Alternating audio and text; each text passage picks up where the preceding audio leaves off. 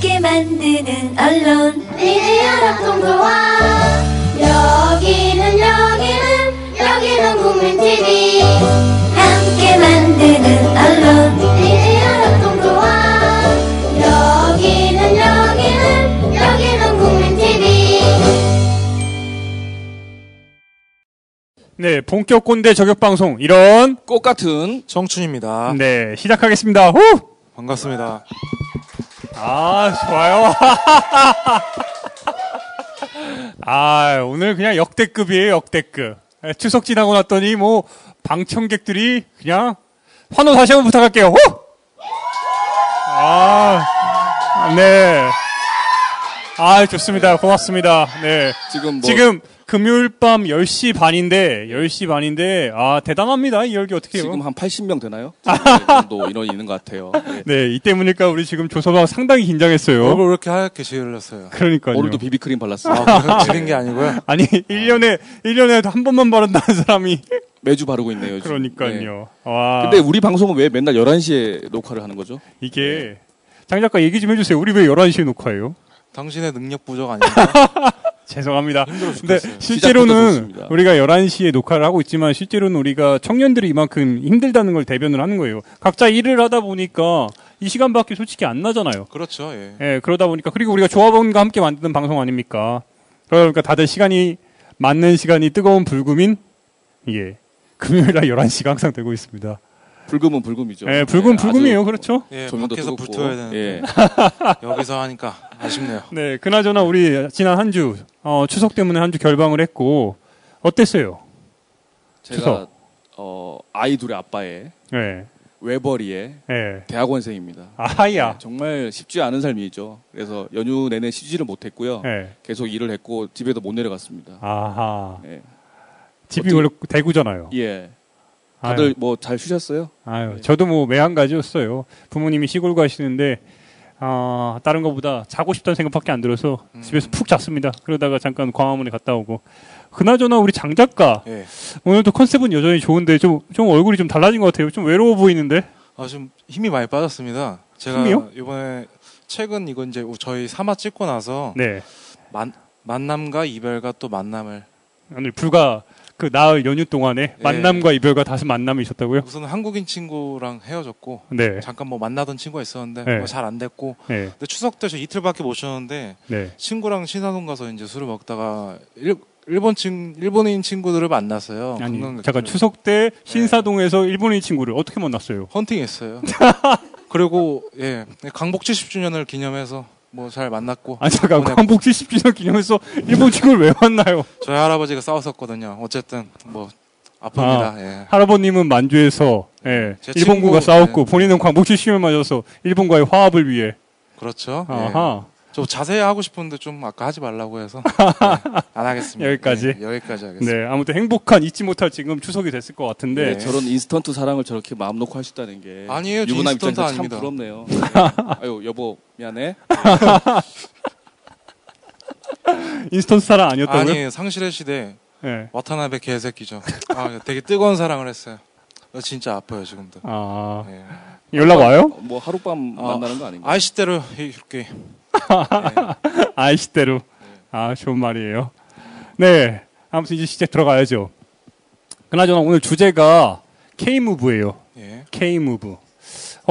우리 주제 선정 과정에 있어서 서로 많이 협의를 했는데 예. 장 작가가 K-무브를 상당히 원했어요. 이유가 있을 것 같은데. 그냥 제 주변 또래들에서 가장 흔하게 일어나는 지금 현상이고 저도 K-무브 사업에 예, 참여를 했었고 월드잡이라는 데도 있었고 네, 지금 주변에서 많이 떠나고 있습니다. 예, 살기 위해서. K-무브. 이게 약간의 제가 맞을지 모르겠는데 코리안 무브라고 이렇게 해석을 해도 될까요? K-무브가 아마 뭔가요? 뭐 그렇겠죠. 네. 예. 뭔가 한국인들이 어디론가 이동한다는 그런 느낌인데 좀 정리 좀 부탁드릴게요. 그러니까 공식 명칭은 이제 청년 해외 진출 지원 정책이에요. 네. 예, 4개 영역인데 취업, 창업, 인턴, 봉사. 근데 사실 뭐 인턴하고 봉사는 사실 스펙 쌓기의 일종이라고 본다면은 창업도 사실 뭐 어떤 해외 사회적 자본이 있지 않으나 어렵다고 본다면 그러니까 사실상 해외 취업으로 볼 해외 수 있는 취업을 정부가 지원하겠다 이런 그렇죠. 정책인데 그래서 K-무브 이렇게 지금 들어간 건데 좀 더 자세한 설명 좀 부탁드릴게요. 제가 그래서 찾아봤더니 그 K무브 사업을 홍보하는 리플릿이 있더라고요. 네. 거기 이렇게 써 있어요. 여러분이 대한민국 청년을 채용해야 하는 이유는 그들의 우수성 때문입니다. 그러니까 한국 청년들이 우수하다는 얘기예요. 한국 청년이 우수하기 때문에 한국 청년을 채용해야 된다. 이 채용은 근데 해외에서. 그 이야기네요. 그러니까 지금 뭐 흔히들 그런 얘기 하잖아요. 유사일에 요즘 청년들이 가장 많이 배우고 평균적으로 가장 똑똑한 세대예요. 그런데 유사일에 가장 또 어려운 취업난을 겪고 있는 세대고. 네. 근데 이제 정부가 인정을 한 거죠. 이런 우수한 인력들이라고 자부하는 이 인재들을 국내에 소화하지 못하니까 해외 나가라. 예. 이게 제가 알기로는 박근혜 대통령이 임기 그러니까 시작하자마자 당선인 시절부터 강조를 했단 말이에요. 대통령이 얼마나 이 부분을 강조를 했는지 우리 함께 일단 보고 그리고 나서 더 이야기를 한번 풀어보도록 하겠습니다. 박근혜 대통령이 어떤 말을 했는지 함께 보시겠습니다.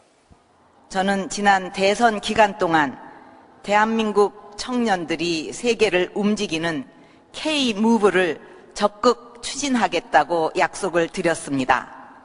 한반도에만 머무르는 국내 시각에서 벗어나 세계 각국에서 성공 신화를 써나갈 수 있도록 민관 협력 체제를 구축하고 질 좋은 글로벌 일자리를 개척하도록 최선을 다할 것입니다. 우리 모두가 가난했던 시절에 여러분의 선배들은 간호사로, 광부로, 중동의 건설 노동자로 해외에 나가서 피와 땀을 흘리면서 일했습니다. 이제 여러분 세대는 한국의 자존심을 걸고 세계로 나아가 세계 속의 리더로 커가야 합니다. 네, 박근혜 대통령 이야기를 지금 봤는데 여러 부분을 강조를 많이 했어요. 특히 지금 당선인 시절에 이야기한 거란 말이에요. 이 K무브에 대해서 마치 최근에 이야기했던 메르스 사태 직전에 이야기를 했던 중동 나라의 그 시발점 같은데. 예고편이었죠. 그렇죠. 그러니까 2013년 1월이에요. 당선인 시절에. 네. 우리 여왕님이 한 말씀 하시니까 몇 달 안 지나서 바로 정책이 뚝딱하고 만들어졌습니다. 청와대에서 직접 하달했다고 볼 수 있는 거네요. 그렇죠. 급조된 정책이고 네. 그래서 전시행정으로 갈 수밖에 없었고요. 그래서 단기간에 성과에 집착을 할 수밖에 없었다는 근본적인 한계점이 있겠습니다. 예, 그러니까 뭐 그렇잖아요. 해경 사라져 뿅 없어지잖아요. 그러니까 항상 그 급조된 정책 네. 전형이라고 볼 수 있습니다. 성과 위주에 지금 집중됐다는 건데 제가 사례 하나를 좀 소개를 해드릴게요. 실제로 새정치연합의 우원식 의원이라고 있어요.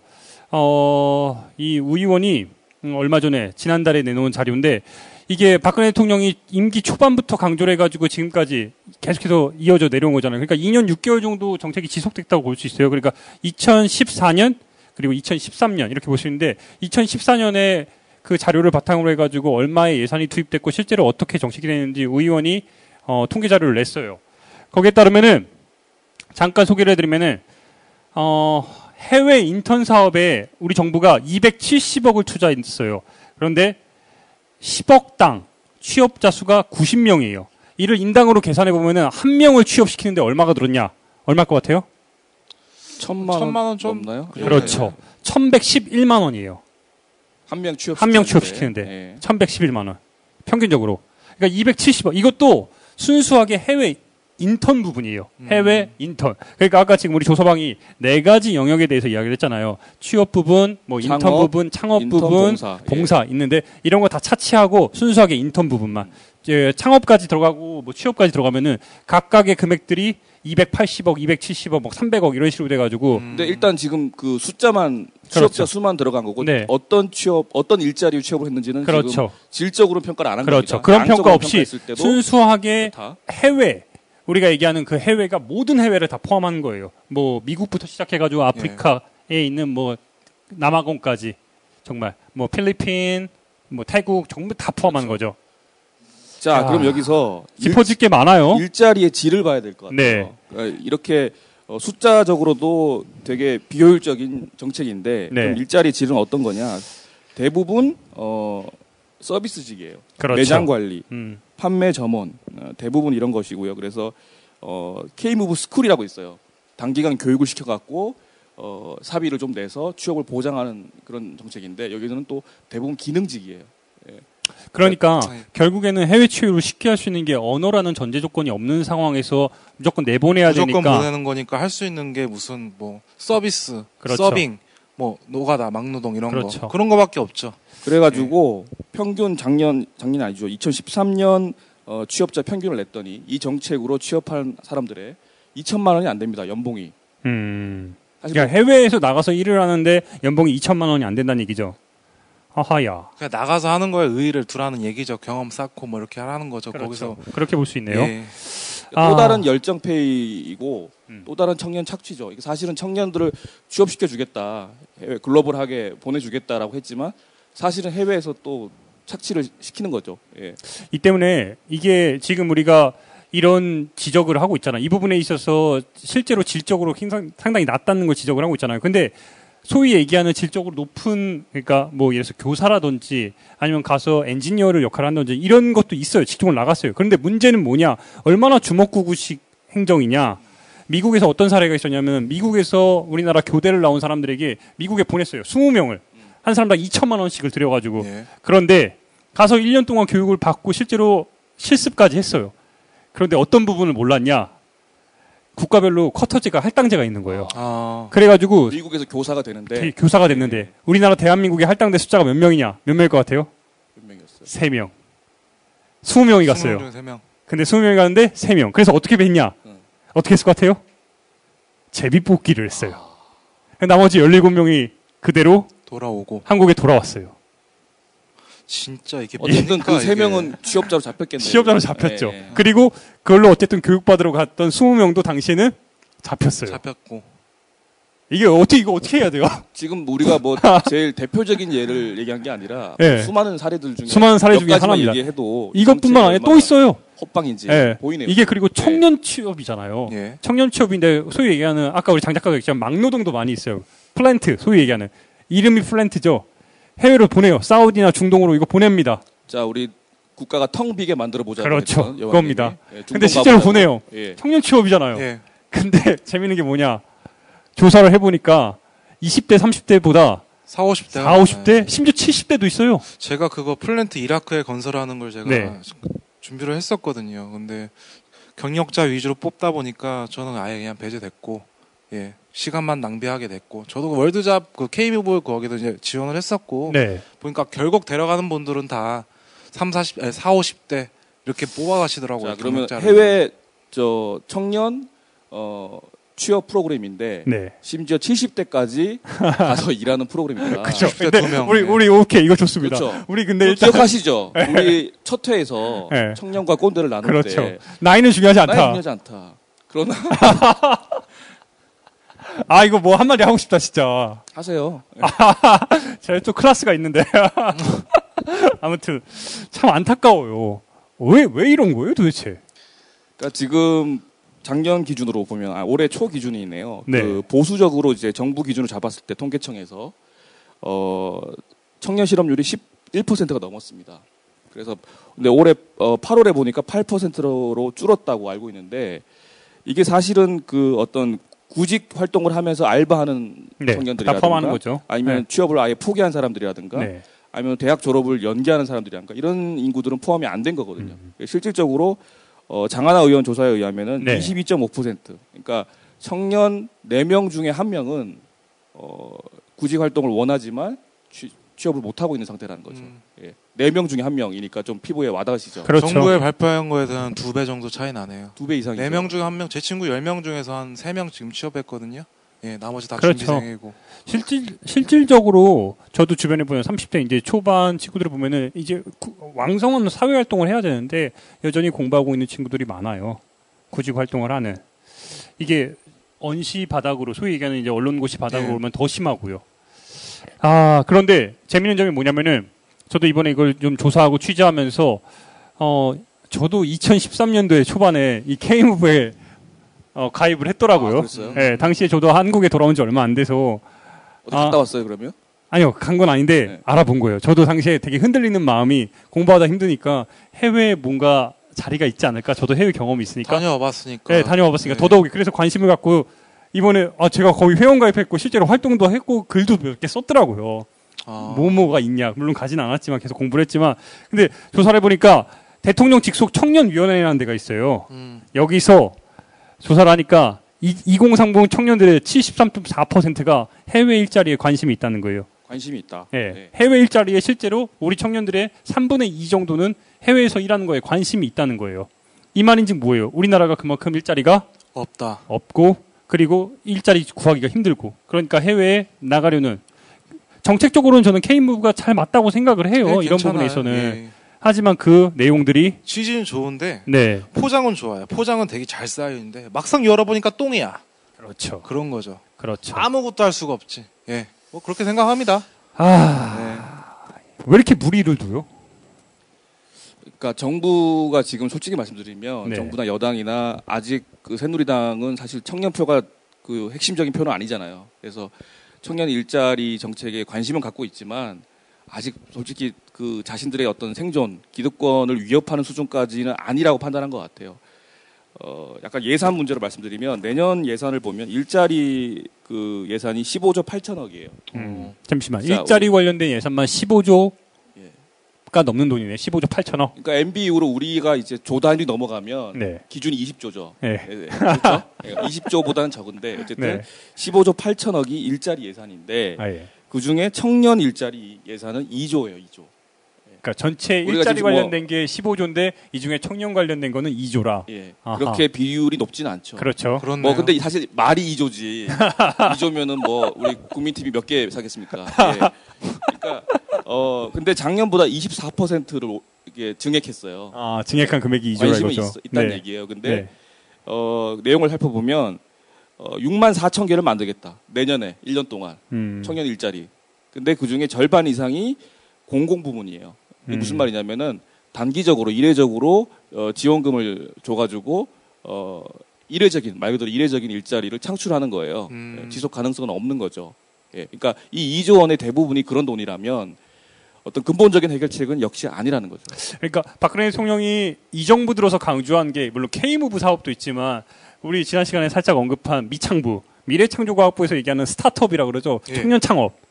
야, 이 부분까지 같이 엮을 수 있는 거네요. 뭔가 그러니까 계속 지금 우리가- 만들어내려고 해요. 그렇죠. K무브만 얘기했는데 사실 네. 그 박근혜 정부의 청년 일자리 정책 네. 상품이 많아요. 네. 혹시 뭐 다른 거 아시는 거 있으세요? K무브 말고. 얼마 전에 좀 핫 이슈가 됐던 그 푸드트럭 푸드트럭. 제가 해봤어요. 푸드트럭 우리 장 작가 핫도그 했다 그랬죠? 예, 핫도그 했다가 개같이 망했는데 푸드트럭 뭐 왜 망했어요? 학교 내에서 막 그런 거 규제를 풀어가지고 근데 푸드트럭 자체가 불법이잖아요. 네. 근데 네. 그걸 합법화 시킨다고 이렇게 했는데 결국 저는 불법으로 하게 되었고 계속 쫓겨났어요. 많이 뜯기고 이리저리. 뭐 핫도그가 맛없어서 망한 걸 수도 있는데 본질은 그거 같은데. 본질은 이걸 수도 있는데 어쨌든 네. 이 사람들 탓하고는 싶어요. 아. 그러니까 서울에서 그러니까 합법적으로 할 수 있는 데가 없어요. 또 무슨 뭐 동대문이나 무슨 한강에서 무슨 페스티벌이 생기면 합법적으로 들어갈 수 있는데 푸드트럭 몇 대입니까? 근데 그렇죠. 그중에 들어갈 수 있는 것도 한정적이고 그렇죠. 힘들어요. 그거 트럭도 팔았어요? 그거 끝나고 렌탈 팔았죠. 렌탈해서 하긴 했는데 돈 번 거 다 썼어요. 이렇게 여러 것 일전씩 우리 장 작가 강조한 대로 푸드트럭이 있어요. 그리고 푸드트럭 규제 완화 사업이 하나 있었고요. 네. 그리고 최근에 노동 이제 시장의 유연화를 위해서 임금 피크제 강조하고 자, 있잖아요. 임금 피크제 나왔습니다. 임금 피크제 뭐 어떻게 생각하세요? 그 민주연합이 제가 다른 거 새정치민주연합에 칭찬 아무것도 안 하는데 캐치프라이즈 하나 좋다 그랬잖아요. 아버지 임금 깎아서 자녀들 비정규직 만든다. 그렇죠. 요거 하나. 예. 마음에 잘 드는데. 요약했네요. 예. 예. 근데 이제 최근에 제가 TV 보니까 네. 노사정 그 대타협 소위 말하는 사실 대자를 굳이 붙였어요. 노사정 합의 그 문을 굉장히 TV 공익 광고를 통해서 그렇게 홍보를 많이 하더라고요. 거기 보면은 그 청년 취업자가 한 명 나와가지고 되게 정부에서 이렇게 청년 취업자들의 어떤 구직자들의 마음을 잘 대변하는 것처럼 얘기하지만 결론은 그거예요. 우리 노사정 합의문을 통해서 이제 앞으로 청년 일자리들이 많이 늘어날 거라는 환상을 주더라고요. 근데 사실 아시잖아요. 이번 노사정 대타협의 세 가지 방향이 뭔지. 알려주세요. 모르겠어요. 그러니까 해고는 쉬워졌어요. 네, 훨씬 그렇죠. 더 합법적으로. 그리고 네. 임금은 더 쉽게 삭감할 수 있습니다. 네. 비정규직은 더 확대될 수 있습니다. 아, 그렇죠. 말은 대타협인데 사실은 정부 그리고 재벌 대기업 위주 정책이 그렇네요. 될 것 같아요. 예. 그렇죠. 결국에는 핵심은 지금도 해고가 쉬운데 정규직에 대해서 네가 일을 못한다는 이유로 그런 것도 물론 이제 경영자 입장에서 더 쉽게 해고를 한다는 거네요. 일단 우리 두 가지를 짚었습니다. 나머지 것들은 뭐예요? 그 청년 인턴제. 청년 아까 인턴제. 말씀드린 청년 인턴제는 이제 사실은 스펙이라고 생각하면 될 것 같아요. 학생들은 실제로 이제 청년 뭐 인턴 자체가 취업으로 연결되는 네. 경우는 그렇게 높지 그렇죠, 않으니까 예. 비율상 예. 청년 인턴제 지원 사업이 있었고요. 그리고 청년 직접 일자리 사업, 네. 그리고 청년 창업 지원 사업. 음. 다 뭐 이름이 비슷해요. 근데 어쨌든 그러니까요. 이렇게 6개 정도가 있었고요. 공통점은 다 이제 근본적인 대책은 아니죠. 주먹구구식. 새로운 일자리를 창출하는 사업들이 아니라 기존의 일자리를 이제 쉐어링하는 일자리 나누기 사업이라든가 또는 아버지 세대의 일자리를 좀 구걸한다든가 이런 방식이라는 거죠. 결국에 근데 우리나라가 이미 예. 너무 과포화 상태이기 때문에 그런 건 아니에요? 내년부터 더 힘들어지는 게 내년 초부터 300인 이상 기업에서는 60세 정년을 보장하게 돼 있습니다. 더 이제 신규 고용은 더 줄어드는 거죠. 그럼 도대체 누구를 위한 나라예요? 이 나라는? 아니 어차피 그러면 그분들은 이제 늙어서 저희들이 이제 부양하고 이제 네.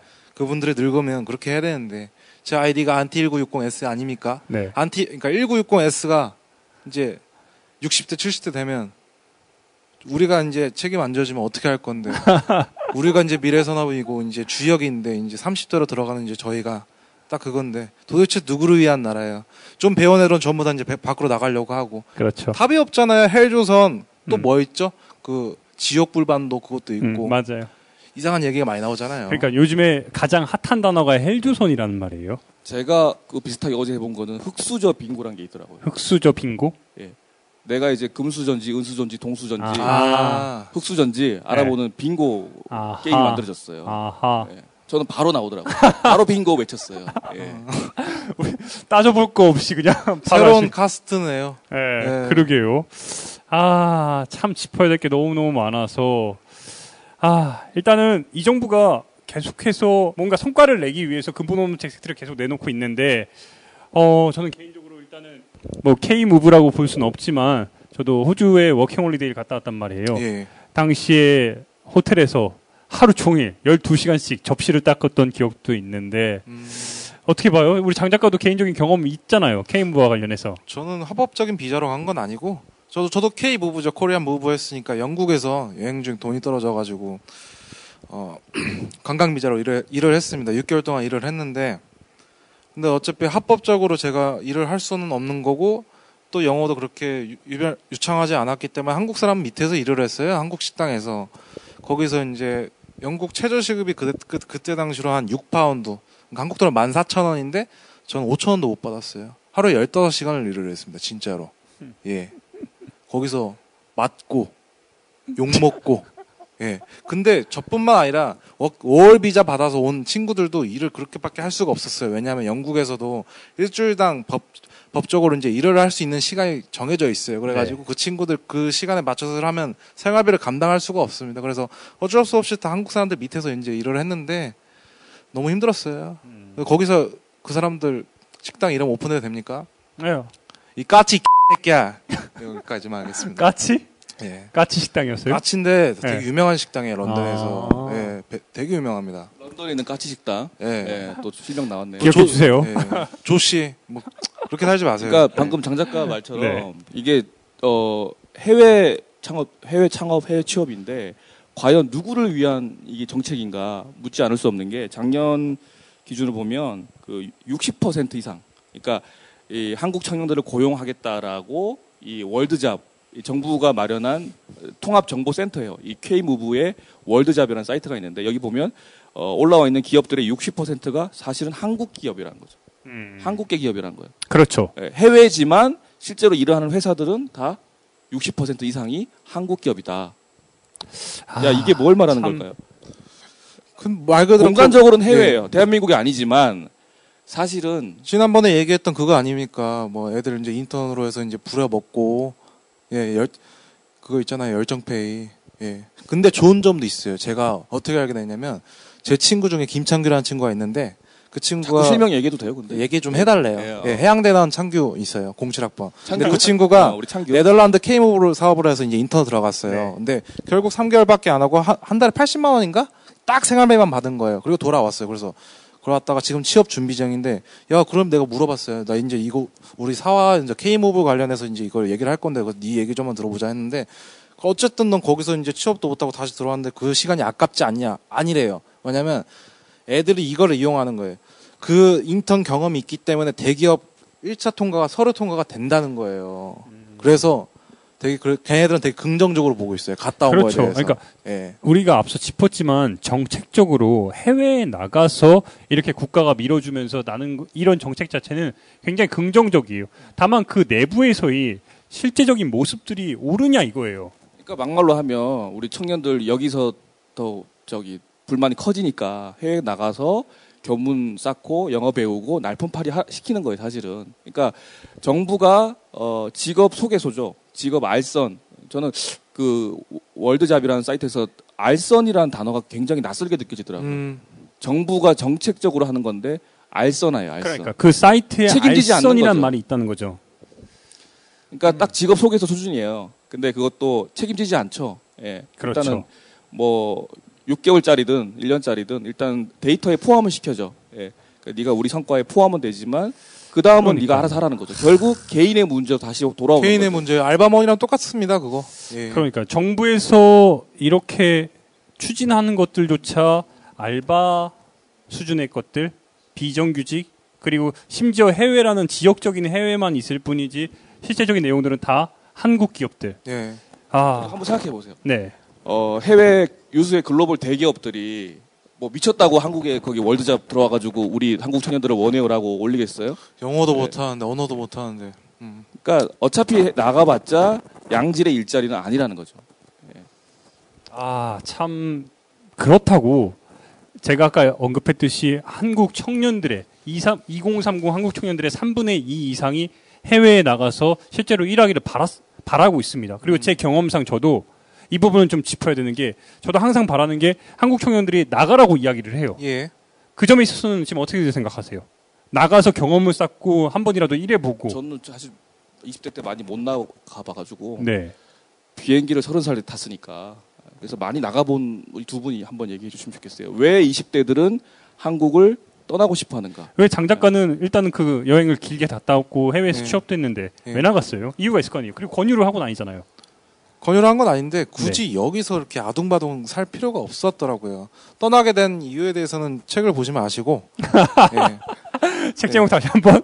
근데 다시 이렇게 돌아왔다가 다시 네. 오게 되니까 굳이 여기서 이렇게 살 필요가 없더라고요. 음. 예. 거기서 얼마나 좋은 제도가 많습니까?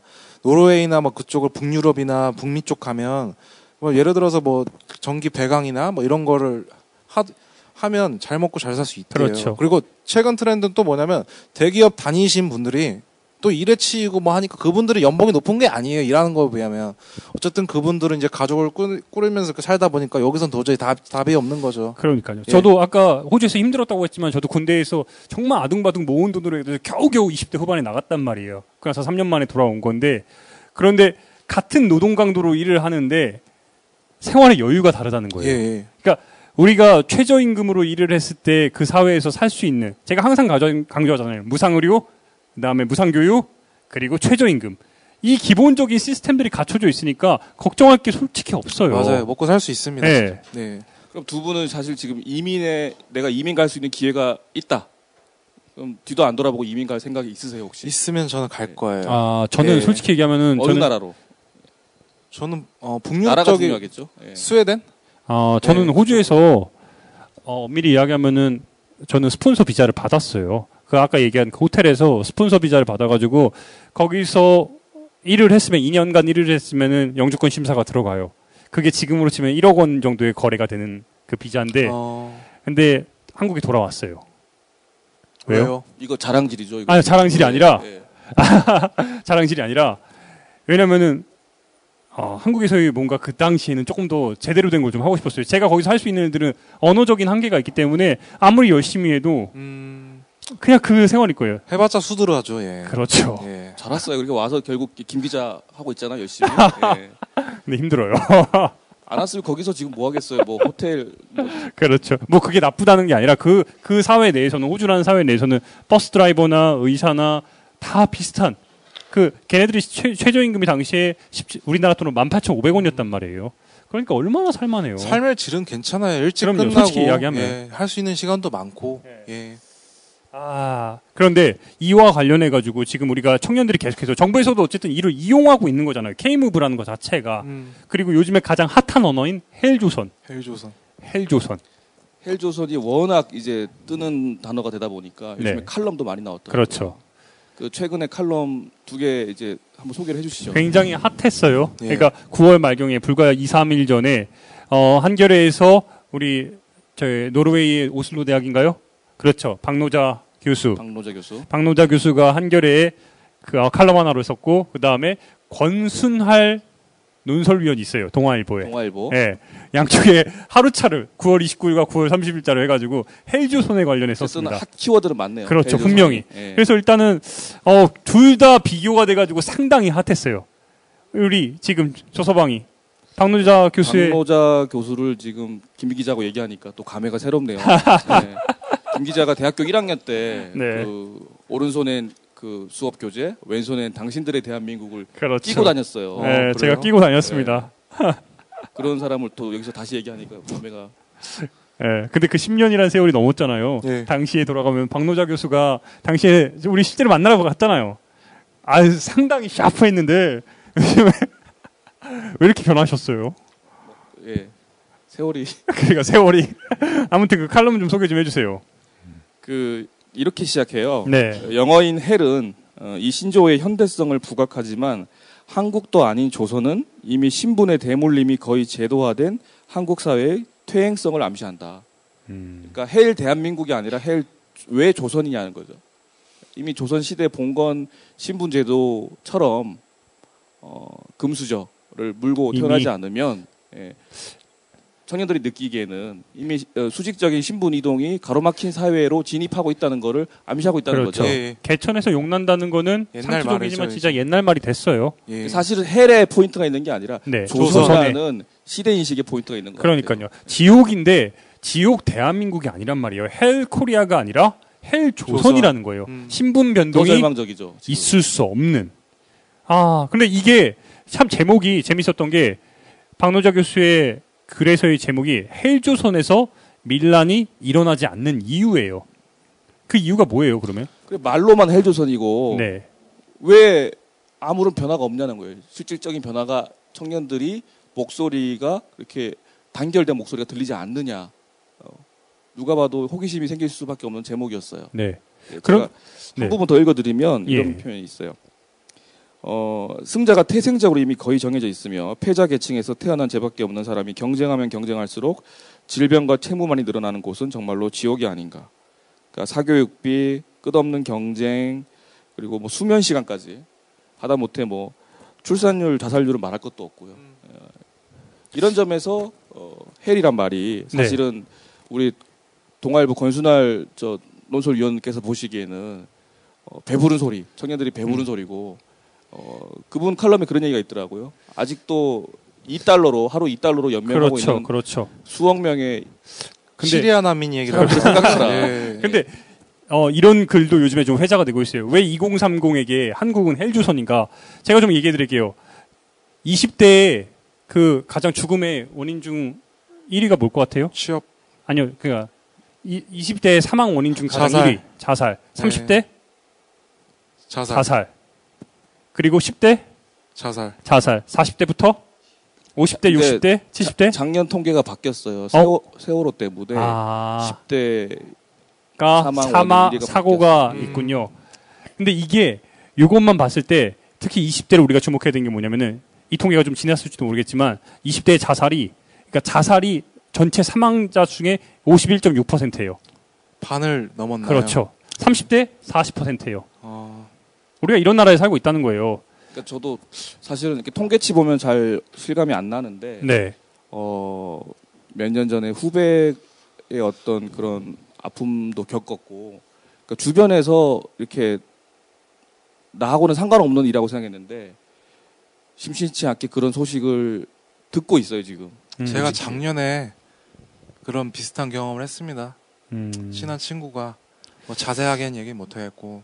그러니까 이게 심심치 않게 계속 들려와요. 우리 주변에서. 이게 남의 일이 아니라 실제로 일이라는 거예요. 제가 하나만 더 이야기할게요. OECD 통계를 본 한국 2012년부터 2014년까지 출산율 우리나라 OECD 전체 국가 중에 몇일 것 같아요? 홍콩이 꼴찌고 네. 그다음이 우리나라죠. 그렇죠. 최저입니다. 자살률 최고. 최고. 아동들의 삶의 만족도 최하. 최저. 그렇죠. 평균 수면 시간 최저. 최저. 노인 빈곤율 최고. 그리고 행복 지수 최저. 최저보단 살짝 높습니다. 그래도 거의 꼴찌인데 노동 시간 없어요? 노동 시간. 노동 시간은 뭐 최고. 노동 시간은 제가 이거 조사했는데 우리나라가 전 세계에서 3위입니다. OECD 국가들 중에. 김 기자가 우리나라 통계 그 노동 시간 올리는데 또 한몫을 했잖아요. 아, 저는 열심히 정말, 하고 있습니다. 네. 차라리 최저시급으로 받는 게 월급이 더 높을 것 같아요. 뭐 그거는 뭐. 네. 그러니까 근데 가장 큰 문제는 뭐냐면은 이런 통계적인 수치뿐만 아니라 우리가 항상 얘기하는 게 뭐냐면은 아니 아직도 우리들에게 이 사회가 이야기하는 거는 아직도 당신들의 노력이 부족하다고 이야기를 해요. 이렇게 살고 있는데 당신들의 노력이 부족하다고 이야기를 해요. K무브를 하다 보면 또 이제 그런 그런 그러니까요. 느낌이 피부로 와닿아요. 아, 내가 부족하는구나. 네. 그러니까 젊은 애들이 자살을 하지. 만약에 내가 부족하다고 이렇게 생각을 해서 자기 탓으로 돌리니까 또 부모들도 그러니까요. 그런 자기 탓으로, 그러니까 자식 탓으로 하잖아요. 이 노력이 이게 부족하다고. 지난 시간에 우리가 그렇게 김난도 교수를 깠던 이유 중에 하나잖아요. 예. 모든 책임은 당신에게 있다. 개인에게 있다. 개인에게 있다. 너에게 있다. 네가 잘 못해서 그런 거다. 그래서 우리가 지난 시간에 김남도 교수를 이야기했는데 이번에는 K무브가 시스템적으로 이야기를 한 거란 말이에요. 그래서 제가 권순할 예. 동아일보 논설위원회 글 딱 한 대목만 읽어드릴게요. 예, 읽어주세요. 어떤 내용이 있냐면은 여러분 참 이거 듣고 빡치지 마세요. 제가 얘기해드릴게요. 얼마 전부터 신문, 방송, 인터넷에서 헬조선이란 얄궂은 단어가 심심찮게 눈에 띈다. 지옥을 뜻하는 영어 헬과 조선을 합성해 지옥 같은 대한민국이란 뜻으로 쓰이는 건데 동의역격인 지옥불반도, 개한민국, 망한민국 같은 말 역시 음슴하고 저질이다. 부제가 이겁니다. 바깥 세상에 대한 무지. 또 무지는 또 한자로 적었어요. 아무튼 계속 읽어드릴게요. 전형적인 꼰대. 그렇죠. 시네요. 자신이 살아가는 현실을 유난히 고통스럽게 느끼는 것은 동서고금을 막론한 일반적인 현상이다. 한국 경제의 고도 성장기가 끝나면서 젊은이들의 마음에 드는 일자리를 찾기 어려워진 현실도 안타깝다. 하지만 아무리 답답하더라도 지옥 운운하면서 한국을 비아냥거리는 것은 우물한 개구리식 인식이다. 헬조선이란 저주가 현실에 대한 건강한 비판을 넘어 특정 세력의 악의적 낙인 찍기나 선동과 무관한지도 의문이다. 네, 여기까지 읽을게요. 더 읽으면 좀 화가 나서. 뭐 하는 새끼예요, 이 새끼? 아, 그러지 말아요. 아, 동아일보 진짜 이 사람, 이런 사람이 어떻게 문서를 이렇게 그러면서 하는 이거 거니까. 읽어드릴게요. 하나만 더. 실제로 헬조선 관련 인터넷 사이트에 들어가 보면은 이런 말이 있습니다. 죽창 앞에선 모두가 평등하다는 섬뜩한 문구가 눈에 띈다. 자, 섬뜩함을 느꼈다. 네. 죽창이란 단어를 듣고. 그렇죠.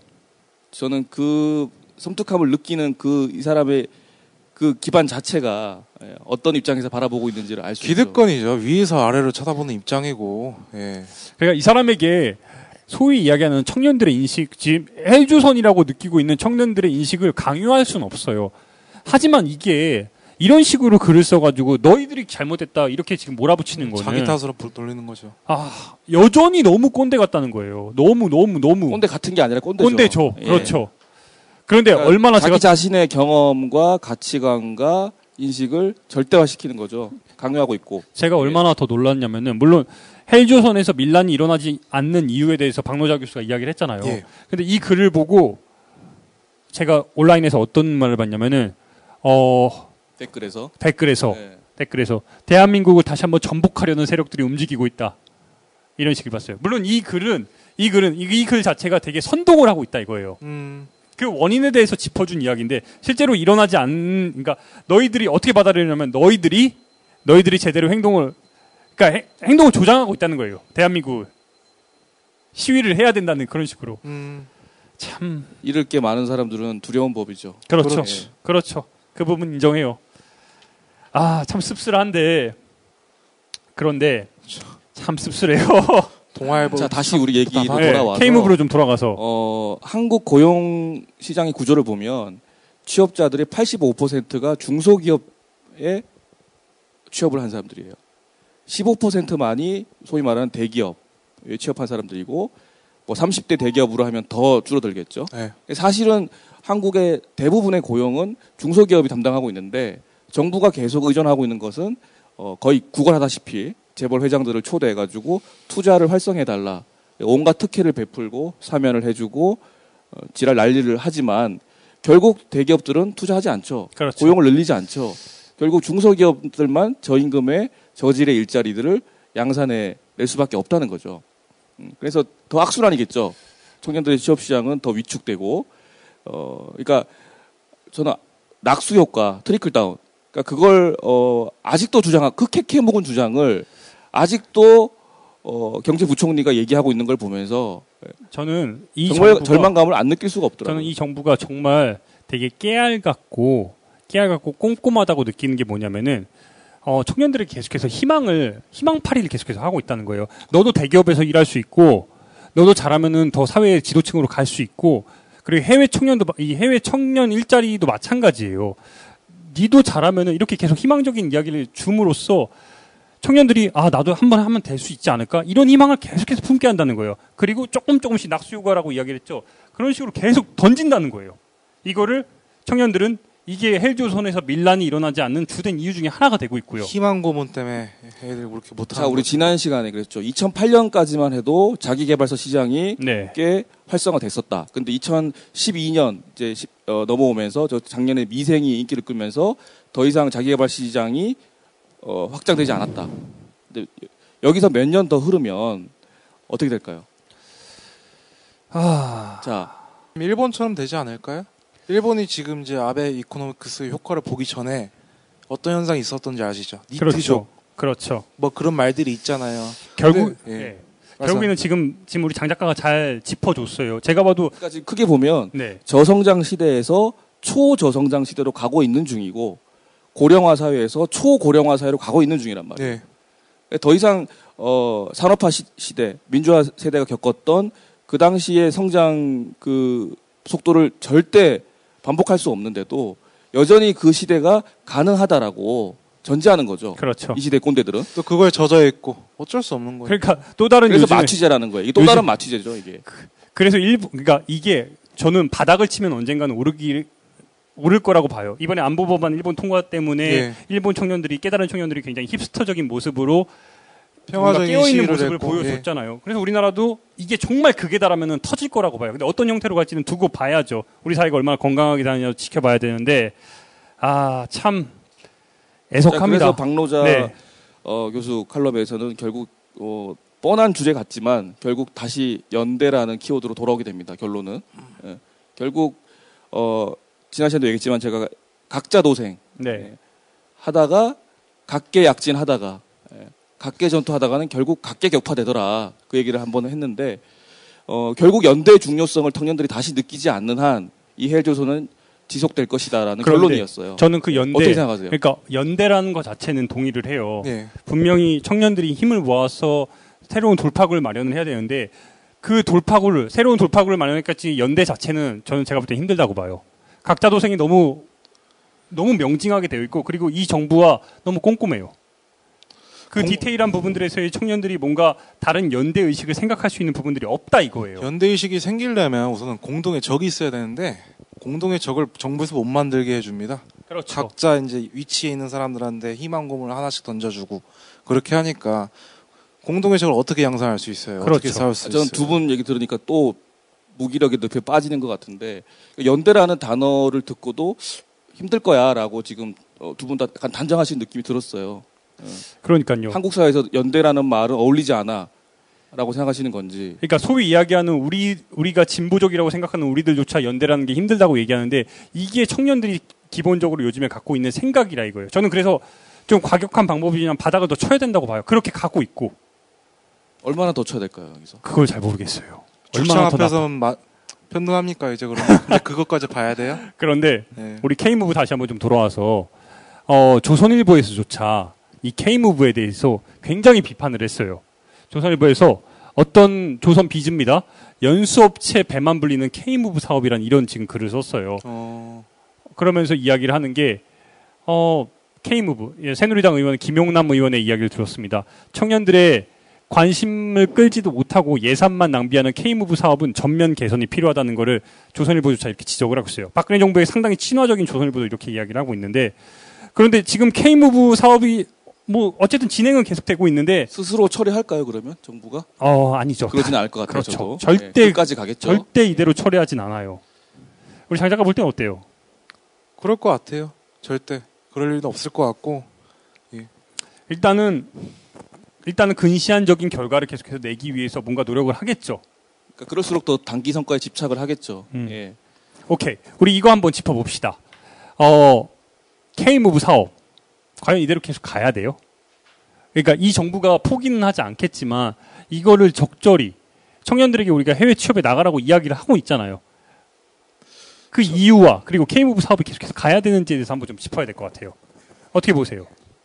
그러니까 저는 청년들이 원래 워킹 홀리데이 많이 갔었고 그게 또 얼마나 어떤 폐해가 있는지 잘 아는 많이 알려져 있죠. 네. 근데 그런 어떤 수요, 기본적인 수요를 바탕으로 해서 일자리 정책에 청년 일자리 정책에 대한 어떤 우회 전략이라고 생각해요. 근데 너무 거기에 우리가 과도한 기대를 갖는다거나 휘둘리지 않았으면 좋겠어요. 저는.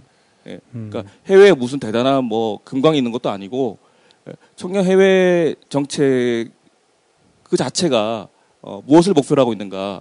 사실은 국내 고용이 더 이상 양질의 일자리들이 양산될 수 없다는 거를 인식하는 걸 막고 있지 않는가 그런 생각을 합니다. 우리 장 작가는요? 저는 K무브에 대해서 우선은 긍정적으로 생각하고 네. 있습니다. 예. 우선 지금은 옛날처럼 아는 만큼 보이는 게 아니라 보는 만큼 아는 세상이에요. 저희 세대들은 많이 봐야 됩니다. 네.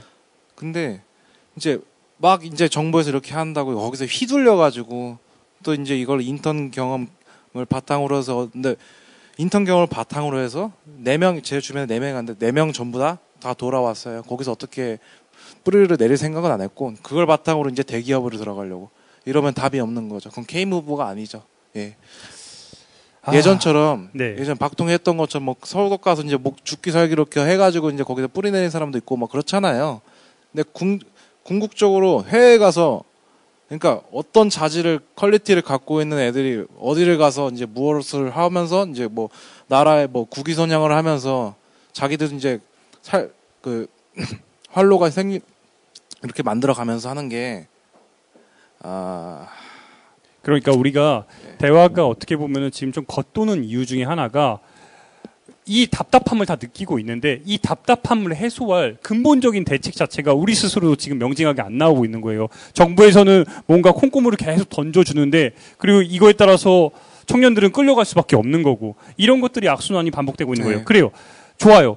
저도 해외 나가는 거 적극적으로 찬성해요. 청년들이 더 넓은 세상에 나가서 많이 봐야 돼요. 실제로 제가 가장 부러웠던 것 중에 하나가 아프리카나 아시아, 호주를 돌면서 느꼈던 부분이 독일이나 소위 얘기하는 선진국 친구들이 18세인데 해외에 막 나오잖아요.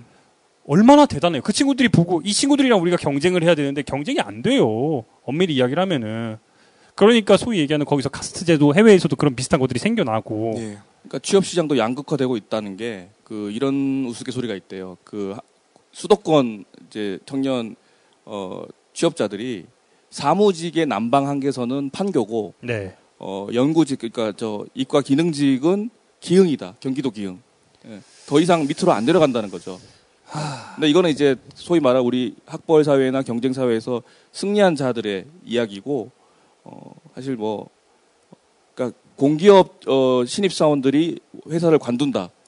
왜? 본사가 지방으로 이전하기 때문에 이런 뉴스들이 나와요. 자, 이런 뉴스들이 뭘 의도하고 있을까? 같이 고민해 봤으면 좋겠어요. 저는 어떻게 생각하세요?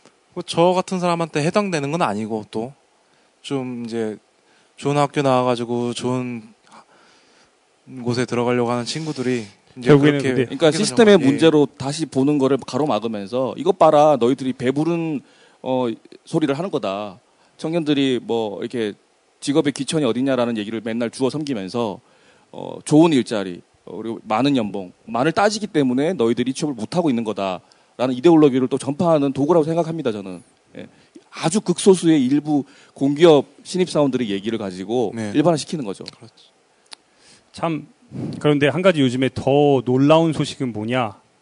박근혜 대통령이 얼마 전에 유엔에 갔잖아요. 유엔에 가가지고 반기문 사무총장을 만나서 우리나라의 대표적인 또 정책으로 새마을운동을 지금 새마을운동. 전파하고 있단 말이에요. 예.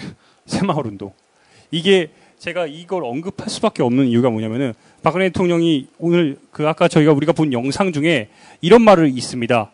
선배들은 간호사로, 광부로, 중동의 건설 노동자로 해외에 나가서 피와 땀을 흘리면서 일했습니다. 결국엔 이 새마을운동 자체가 이게 핵심이 뭐냐면은 그 내부에서 이런 고려는 필요가 없다는 거예요. 낙수 효과를 위해서 경제 성장으로 모든 걸 올인해가지고 너희들의 고통을 그냥 감내해라, 이겨내라 이런 거란 말이에요. 그렇게 해서 얼마나 많은 사람들이 죽었는데. 예. 그러니까요. 이게 지금 악순환이 이걸 그리고 해외 사례에서 우리나라의 우수 사례로 강조를 하고 있는데 그 안에서의 내부적인 그렇죠. 재벌도 생겨났고요. 네. 우리 지금 오늘 패널들께서 굉장히 적극적인데. 네. 어떻게 보세요? 이 하나의 이런 대표적인 사례들로 이런 것들이 지금 일단 저는 반 총장이 원래 그런 인간인 건 알았지만 네. 그렇게 공개적인 자리에서 박근혜 똥꼬 빠는 거 보면서 참 역겨웠고요. 예, 거기서 새마을 운동을 찬양한다는 거, 예, 이거는 그 사람들이 모르는 게 아니거든요. 그 국민 정서를 모르는 게 아닌데 그렇게 공식적인 자리에서 그 얘기를 했다는 것 자체가 원래 그 인간 안 좋아했지만 더 실망했습니다. 근데 네. 그러니까 새마을 운동 얘기가 나오자마자 우리 여왕님이 고개를 흐뭇하게 끄덕이시는 장면을 봤어요. 그러니까 여전히 70년대적 사고 방식, 그렇죠. 중동으로 떠나라, 광부로 떠나라, 간호사로 떠나라, 예, 그게 외화벌이 수단이다라는. 그렇죠. 그러니까 너무나 캐캐 묵은 사고 방식을 그대로 갖고 있다는 걸 다시 보여주는 거예요. 지금 우리 조서방이 지금 잘 짚어준 것 같아요. 결국에는 우리가 해외 나가라고 지금 이 정부가 계속 강조하는 것도 해외벌이의 수단으로서 그리고 뭔가 취업에 굉장히 황홀하게 내수가 안 되니까 지하 경제를 하라는 거잖아요. 우리한테. 그거 딱 그거 아니에요? 안타까워요. 맞죠. 이제 시간상 우리 이제 마지막 좀 가름해야 될 것 같은데 K무브 실질적으로 문제가 많은 정책인 건 다 알겠어요. 그렇다고 저는 개인적인 입장에서는 포기하기에는 아쉬워요. 엄청나게 아쉽습니다. 많이 아쉬워요. 예. 실제로 이렇게 어떤 점이 아쉬우세요? 그러니까 정부가 이렇게 적극적으로 나섰을 때 소위 얘기하는 물 들어올 때 노저우라 그러잖아요. 이거는 우리 청년들이 더 적극적으로 이용을 하고 어떤 방향에 대해서 보다 명징하게 실제로 이용할 수 있는 그런 방향으로 우리가 써먹어야 된다는 거예요. 그러니까 제가 해외에 나갔을 때, 제가 호주에 취업을 했을 때 아프리카에서 혼자 로니 플래닛 보면서 그 사이트 보면서 직접 편지 쓰고 했던 이런 것들을 우리 정부가 대신해 주겠다는 거 아니에요. 그런데 제대로 성과 위주의 그런 결과만 나오니까 디테일한 부분에서의 제대로 된 뭐라고 얘기해야 될까요? 그러니까 구체적인 안들이 안 나와서 그런 거잖아요.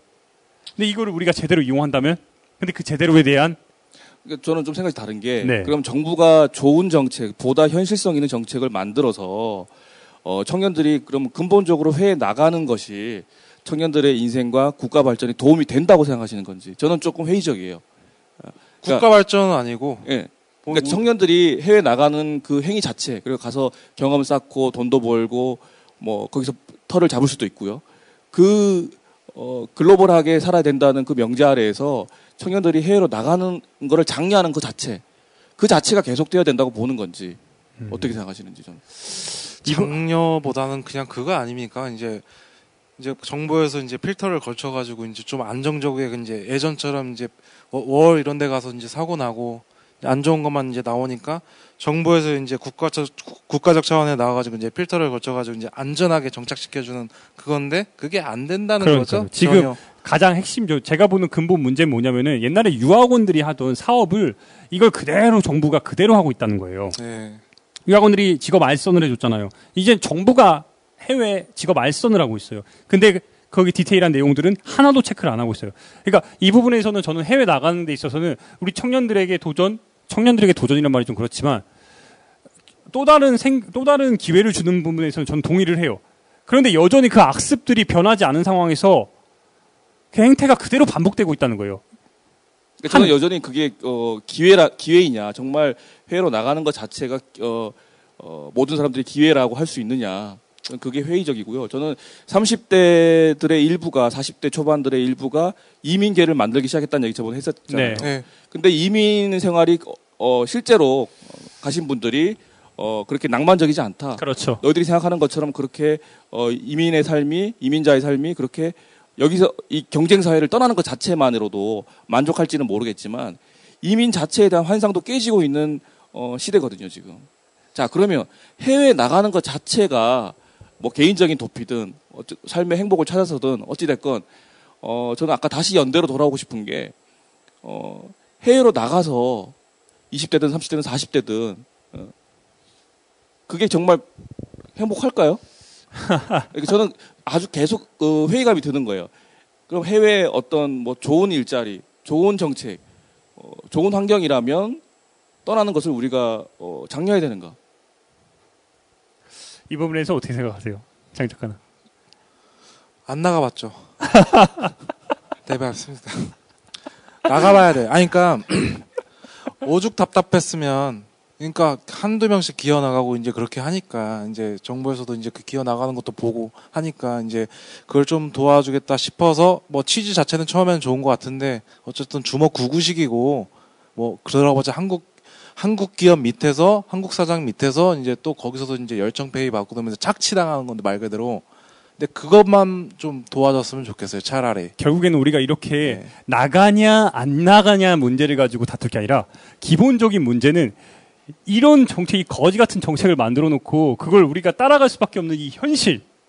다시 한번 시스템적인 문제라는 게 우리가 짚어야 될 것 같아요. 어떻게 보세요?